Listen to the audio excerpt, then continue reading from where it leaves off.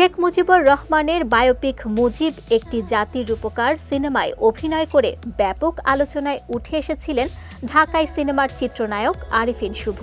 তবে ৫ আগস্টের পর থেকে পর্দার বাইরে শুভ, তাকে আর অভিনয়ে দেখা যায়নি। অনেকটা আড়ালেই চলে যান তিনি।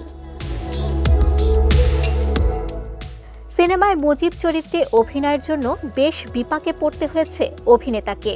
তবে শুভ জানালেন, সুযোগ হলে তিনি জিয়ার চরিত্রেও অভিনয় করবেন, কারণ তিনি একজন অভিনয় শিল্পী। শুভ বলেন, আমি একজন অভিনেতা, আমার কাজ চরিত্রে ঢুকে সেই চরিত্রকে সত্য করে তোলা। আমাকে যে কোনো চরিত্রে পরিচালক যোগ্য মনে করলে আমি বরাবরই প্রস্তুত। নিজেকে অরাজনৈতিক ব্যক্তি হিসেবে দাবি করে শুভ বলেন, যখনই মুজিব করলাম তখন থেকেই নানা গুঞ্জন আমি নাকি এমপি হচ্ছি, ১ টাকা পারিশ্রমিক নিয়েছি সুবিধা পাওয়ার জন্য, অথচ বাস্তবে এমন কিছু ঘটেছে কি?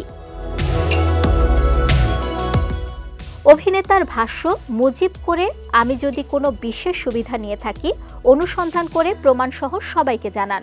আর এই ছবি করার অনেক আগেই স্পষ্ট করে বলেছি আমি কখনো রাজনীতিতে জড়াবো না।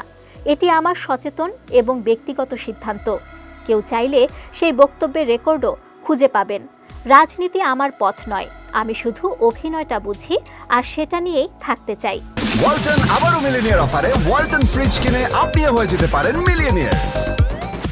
আসন্ন ঈদে মুক্তি পাবে শুভর নীলচক্র। শুভ ছাড়াও এতে আরও অভিনয় করেছেন মন্দিরা চক্রবর্তী, ফজলুর রহমান বাবু, শিরিন আলম, খালেদা আক্তার, কল্পনা সহ অনেকে।